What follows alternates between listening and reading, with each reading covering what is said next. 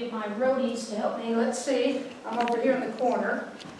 So we're going to do something new today. I've got a few slides to show. Hopefully you can see this slides. If not, move around. We might be able to lift this up a little. Yeah, maybe one of my roadies can help. Dave's going to try to be the roadie. And Garnett's usually the roadie. Whatever you wish. Yeah, that's What? How's that? Can you see it now? All right. David has given me, I always wanted to be a musician. Just pretend with my music stand here. Morning, everybody. Thanks for being here. It's a gorgeous day. Thank you, Mimi, as always. You do a great job. And a big thanks to our hardworking labyrinth group. Last Sunday was so special. It was just an unbelievably spiritual experience as we did our inauguration of it. And of course, we're going to officially do it on Founders Day. We're going to officially dedicate it. But it was so terrific. And what I thought was great is that for months, Garnet has been telling us, bring rocks. And I think I was getting ready to bring, I've got a couple on my front porch. And so last week I found out from Sandy and the team that they washed every rock. And so don't bring dirty rocks. So I was going to bring one, and Beck said, we have to wash it first. Oh, okay. So it was with great love. They washed every rock and put it out there, and it is absolutely splendid. So we got, one other thing, Dee, the rocks are not just put there, they're placed. oh, excuse me. You see, I put the rocks there, but Mary Bond changed that and Yes. said, no, you place each rock well like said. it's supposed to Well be. said. I was not on the labyrinth team. I don't do any manual labor. I only talk. My specialty is speaking, talking. So I'd like to recognize my dear friend in the back. Merritt is here today. Merritt is from Miami. Most of you know Merritt, so this is great. This is her last Sunday before she goes back to work as an algebra teacher in Miami. I have to tell a story. Again, you may have heard it, but everybody who knows me knows my brain is extraordinarily random, and we never know quite what's going to come out. So for the talks now, I've got everything written down, and I try to follow that. Now today I'm going to do two things at once, so bear with me, be compassionate. I was talking very seriously about Memorial Day and people who passed away. And between talking about one gentleman who passed away in the war and another gentleman who passed away in the war, I said, and don't forget, Beck has made banana bread. People were horrified. And Marie was here, and she's just like, yeah, that's our Dee. She didn't say anything. And Mary came up to me afterwards, and she said, look, stay on the script. Keep the randomness. We play cards together, so she's used to my keep on the script, Dee. So I'm going to stick to my script as best as I can today. So good morning. Thank you for being here. The topic is, what have I learned? And most of you know I've been in this teaching for over 30 years. So 1 week won't do it. So we're going to be here for 17 weeks as I tell you what I've learned. We'll have some breaks. And food will be brought in. And then Mimi will help. We'll all jump in. So no, we can't do it all. You know, and I try to keep my talk under 18 minutes because TED Talk says people fall asleep after 18 minutes. So I'm going to talk a little, and then I'm going to ask you what you've learned. So get it ready in your brain to have some answer or make it up, all right?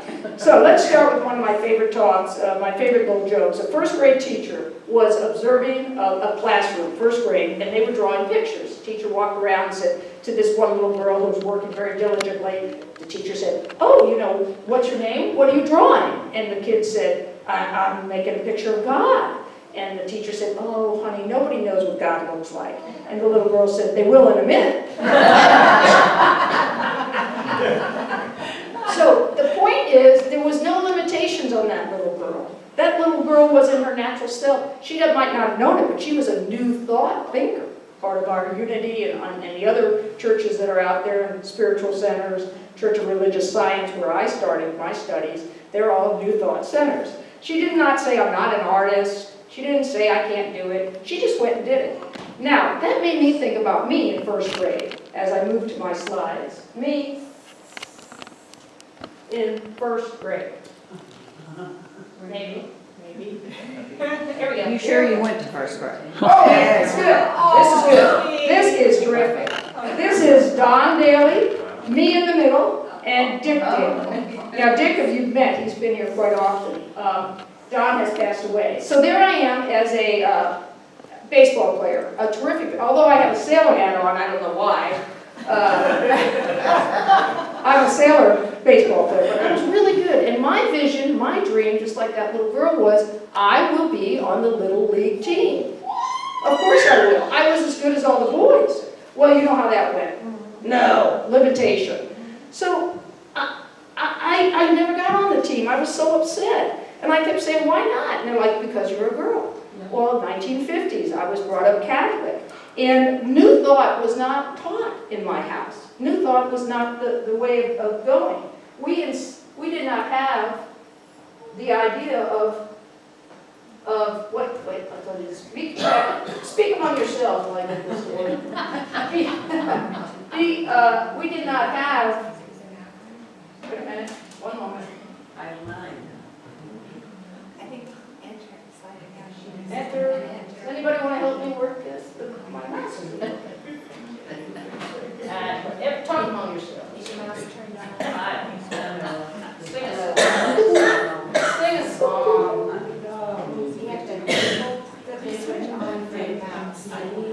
Here comes Mary.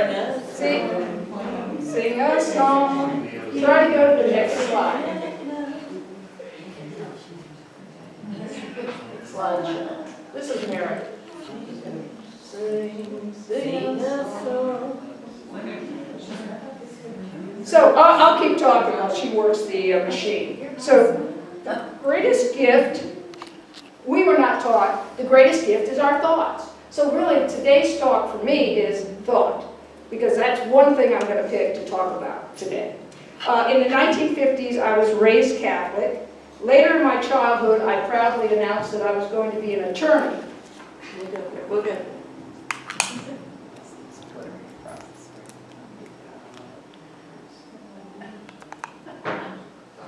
You sit here and work this way, please.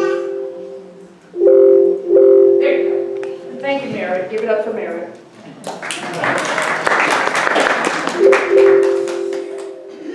I announced I was going to be an attorney.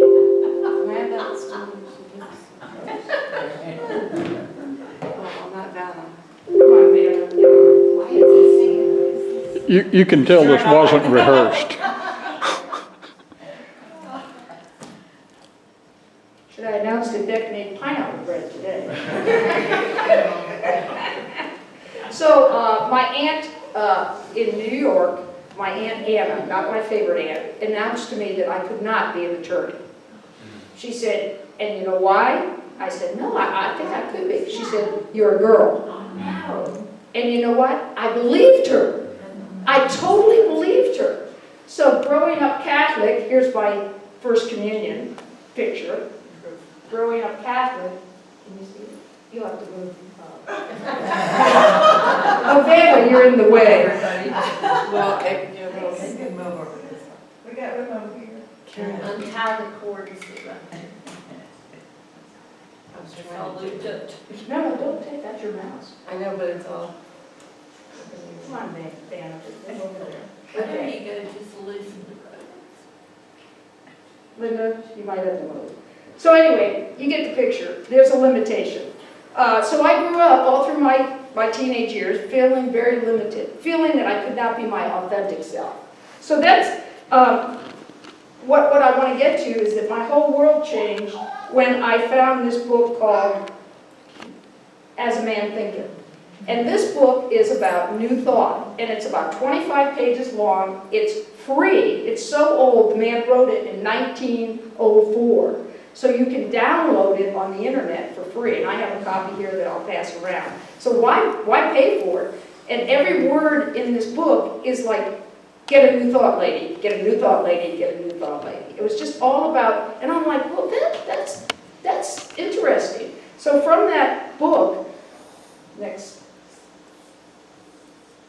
I learned that our greatest gift is the power of thought. And I started on my spiritual journey when I was in my late 20s. I went to weekly attendance at a church called the Center for Spiritual Living in Atlanta. I took New Thought classes. So I mean, I just dove into this thing to get my brain reprogrammed. I went to class during the week. We went to church, Beck and I, for 15 years every Sunday. I had this huge New Thought library, and now I'm on the board of this New Thought church because I just really want to live this. I did not become a baseball player. I did not become an attorney. However, my life has been terrific, and Beck and I are celebrating 40 years, so I've got the love of my life, and things are going well. And I give a lot of credit to this teaching. So when people ask me, what did you learn? I can't tell them in a minute. I can't tell you in a 15-minute talk. But I can say a lot of it has to do with my thoughts. So if we go to the next slide, there's something about thoughts. And this is the quote from James Allen, the gentleman who wrote the book in 1904. This is the only book you need. Or you could buy 1,000 books like I have. But his statements just carry me every time I read them. And I'm going to read what he has up on the slide. Good thoughts and actions can never produce bad results. Bad thoughts and actions can never produce good results. This is but saying, and you can tell this is written in the late 1800s, this is but saying that nothing can come from corn but corn, nothing can come from nettles but nettles.